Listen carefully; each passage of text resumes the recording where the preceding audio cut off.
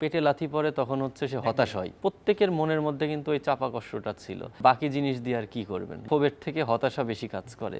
সাবেক বোর্ড প্রেসিডেন্টের প্রসঙ্গে যদি আসি, তিনি এই ব্যাপারটাই অনেকটা ব্যর্থ হয়েছেন। যেখানে আমরা যদি বলি যে ঠিক সময়ে লিগ আয়োজন করতে না পারা, এটা যে কোনো ক্রিকেটারের মনে একটা ক্ষোভ ছিল। তারা ক্যামেরার সামনে বলুক বা না বলুক, কিন্তু সেটা বোঝা যায় যে সবারই একটা ক্ষোভ ছিল।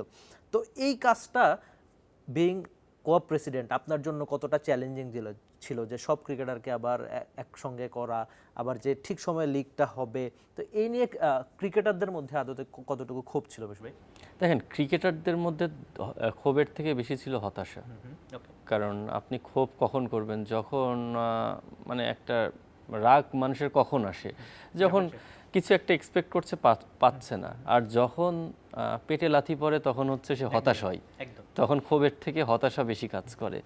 বসুন্ধরা টিস্যু, অশুদ্ধতার বিরুদ্ধে এক বিন্দুও ছাড় নয়। আপনি যেটা বললেন যে তাদের মুখে বলতে না পারলেও তাদের প্রত্যেকের মনের মধ্যে কিন্তু ওই চাপা কষ্টটা ছিল, যেটা আমাদের সাথে শেয়ার করতো। এবং এই বিষয়গুলো নিয়ে আমরা বোর্ডে কথা বলতাম, বোর্ডে বিভিন্ন সময় জানাতাম। কিন্তু দুঃখের বিষয় যে ওনারা আসলে আমাদের কোনো সলিউশনই দিতে পারে নাই। আপনার ক্রিকেট বোর্ডে যারা আসে তাদের কিন্তু প্রথম কাজ ক্রিকেট এবং ক্রিকেটারদেরকে প্রপারভাবে সার্ভ করা। আপনি ওই জায়গাটায় যদি ব্যর্থ হন, আদার্স আর কোনো কিছুই আপনার এক্সকিউজ হিসেবে আসবে না। কারণ আপনার এখানে আসছেন যে উদ্দেশ্যে, সেটাই যদি আপনি করতে না পারেন, তাহলে বাকি জিনিস দিয়ে আর কি করবেন?